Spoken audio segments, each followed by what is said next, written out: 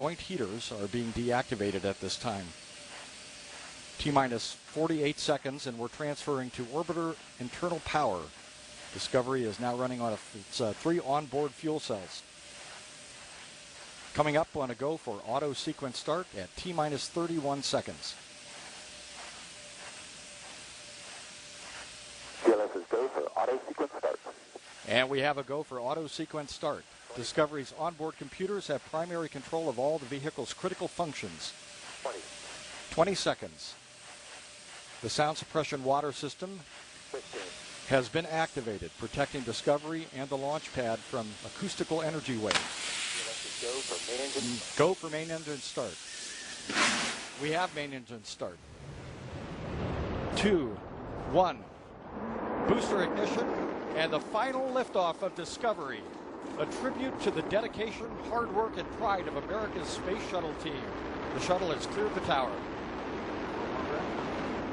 This is Mission Control Houston. The space shuttle now rolling over onto its back with a 10-minute ride into orbit. Discovery now making one last reach for the stars.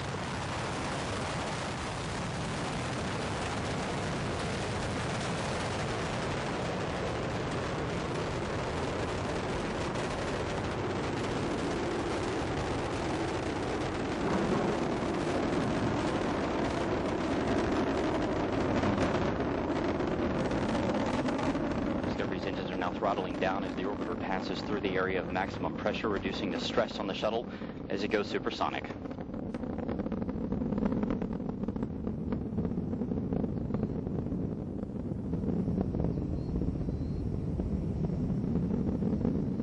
Discovery Houston, you are go at throttle up.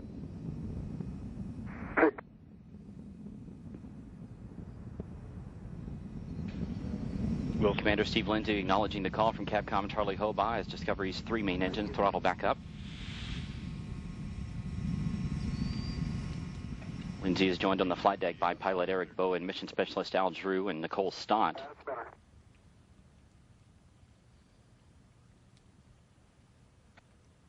Mission specialist Mike Barrett and Steve Bowen. Discovery's 3 main engines are burning fuel at a rate that would drain an average swimming pool in about 25 seconds. The engines, combined with the solid rocket boosters, produce more than 7 million pounds of thrust. 1 minute, 50 seconds into the flight, we're standing by for separation of the twin solid rocket boosters. Discovery now traveling 2,695 miles an hour. Its altitude 24 miles. Downrange from the Kennedy Space Center, 29 miles.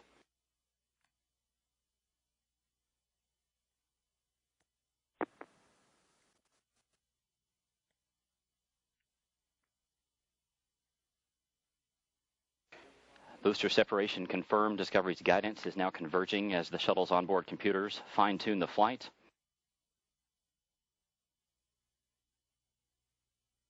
Two minutes, 25 seconds into the flight, Discovery traveling 3,189 miles an hour. Its altitude 37 miles. Downrange from the Kennedy Space Center, 53 miles. Discovery now getting a boost into orbit from its twin orbital maneuvering system engines on either side of the shuttle's tail. These 2 engines will burn for 2 minutes and 32 seconds. Your 2-engine TAL, we do have updates to your no-com mode boundaries, and we did launch late into Pane 1, our only pane. The contingency aboard boundaries we'll use are in-plane plus 230.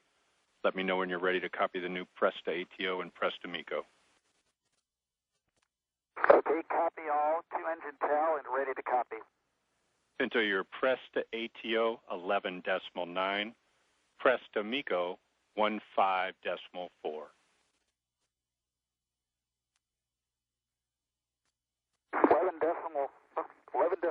and 15.4. That's a good readback on both.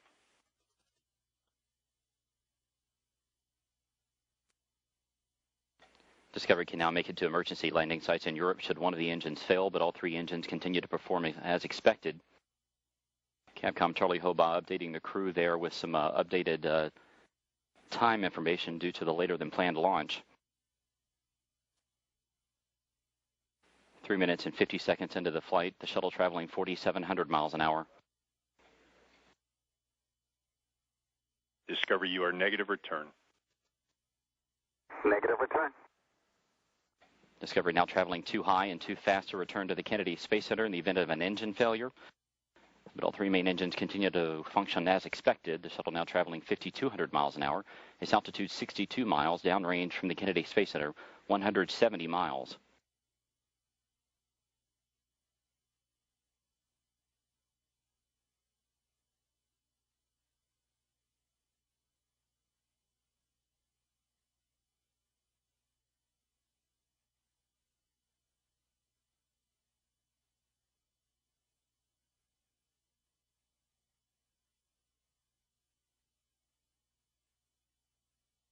Four minutes, 45 seconds into the flight. Discovery traveling 6,200 miles an hour. Its altitude 66 miles. Downrange from KSC 229 miles. Here inside Mission Control, Flight Director Richard Jones and his team continue to monitor the progress of Discovery's flight. All systems are continuing to perform as expected.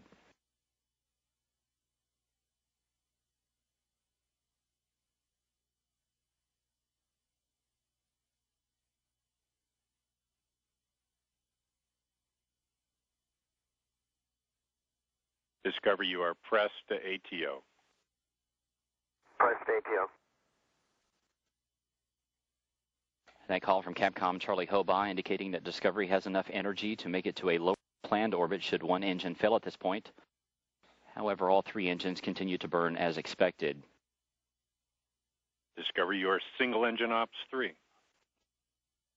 Single engine ops 3.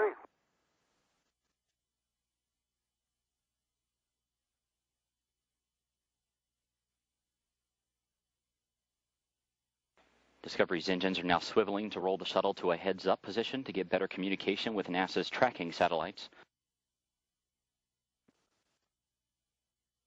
Discovery, your single engine Zaragoza 104.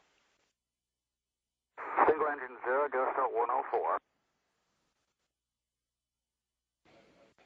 Discovery can now make it to emergency landing sites in Europe should two engines fail at this point, but the flight continues to go well.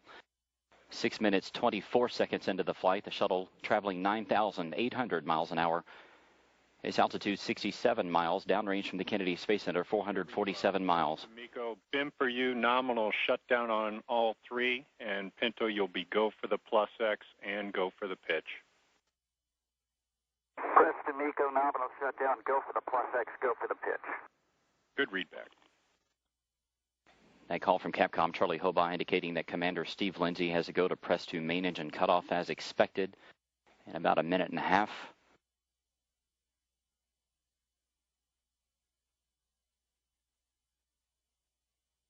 Discovery, you are single engine press. Single engine press.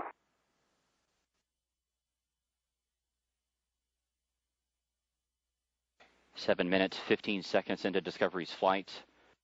The shuttle traveling 12,700 miles an hour. Its altitude 66 miles.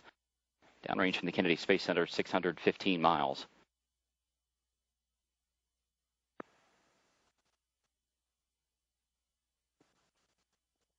Discovery's engines now throttling back to keep the forces on the crew and the shuttle to 3 times that of gravity.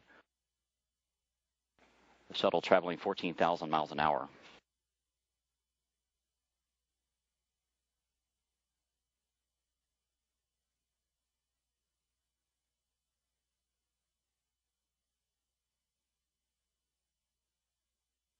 Less than 30 seconds to go in Discovery's powered flight. We're coming up on main engine cutoff.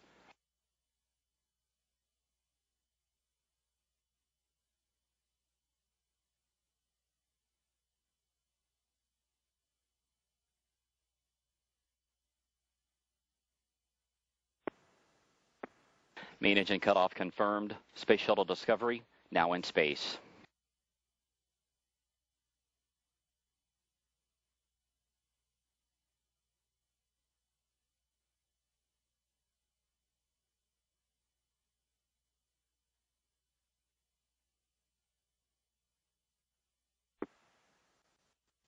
External tank separation confirmed.